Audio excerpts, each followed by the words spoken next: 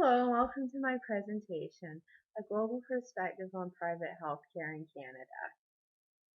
When I was completing this presentation, I really did it setting out to take a global approach to see how Canada's healthcare system compares to other nations, and in the hopes in seeing how other nations handle public and private healthcare.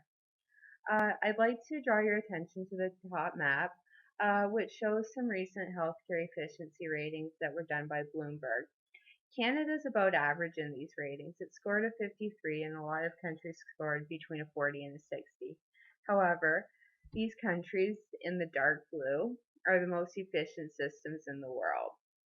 And many of these systems also rank very highly in the World Health Organization's ranking of world healthcare systems. Now, Canada generally ranks between 5th and 25th in global healthcare indicators.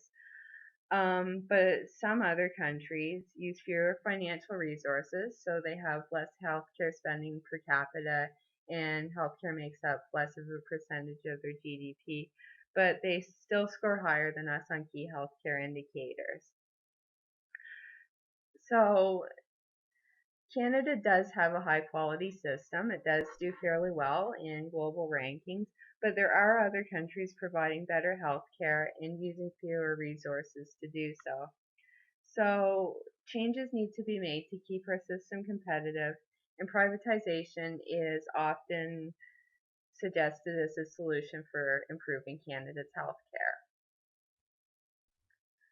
So, to shed a little bit more light on public and private healthcare throughout the world, I wanted to take a look at some other healthcare systems, and I chose Japan and Italy because they're both examples of very high-ranking healthcare systems that have both public and private elements. Japan's healthcare system is based on mandatory universal health insurance. It's available to everyone, nobody can be denied insurance, and premiums are income based.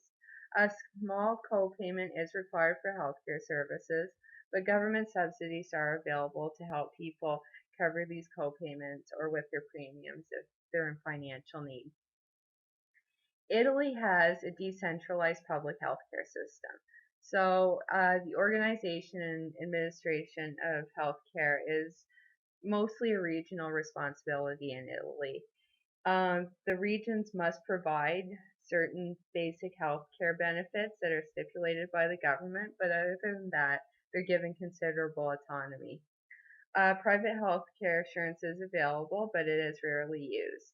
It does provide more choice, but it is used more by the wealthy, which does create a little bit of a two-tiered system. So on that note, I'd like to look at our healthcare options in Canada. We can keep our current system, and no matter what, Canada's healthcare system will have a public element, and if we do allow privatization, it'll be in the form of a mixed system. And this is because our public system is very important in creating an equitable system, and throughout the world, um, public health care is an important element in creating universal health care access. However, Canada does continue to lag behind other nations in global healthcare rankings, and this indicates that some changes do need to be made to our healthcare, or we're just going to continue to lag behind. Another problem with our system, which allows for free public health care, is that people sometimes tend to use the healthcare system for things that they might not use it for if they had to pay out of pocket. So misuse can be a concern. A mixed system is seen as a way to alleviate some pressure on the public system, and it's also seen as a way to improve efficiency and reduce wait times and give Canadians more say in their healthcare system. Furthermore, a recent survey came out that said that 53% of Canadians were in favor of adopting a mixed system. There are some disadvantages to a mixed system, and one of these is that few Canadians may actually benefit from private health care. Private healthcare may be only adopted by a few people, so only these people would benefit it, and it wouldn't really take a lot of pressure off our current system. Also, private healthcare would be more likely to be used by the wealthy, and this does give some validity to concerns over a two-tiered system developing. There are ways Canada can improve healthcare that are maybe a little bit less controversial than private healthcare, and maybe a little bit more easy to implement too. And one of these is to focus on wellness. This would involve encouraging people to adopt healthy lifestyles and to focus on prevention, because healthy people are essentially going to cost the healthcare system less money. Increased patient involvement is also very important. This involves patients becoming more responsible and more involved in their own personal health. And that relates back to focusing on wellness. But it also means Canadians having more input in the system, because that's a common concern of Canadians, that we don't get enough say in how our healthcare system works. Canada can also start investing in new and innovative technologies, which will make the system more efficient and may even reduce costs in the long run.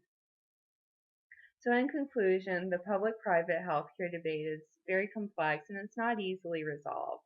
It's really difficult to say whether Canada should or shouldn't adopt a mixed system, because there are advantages and disadvantages to both.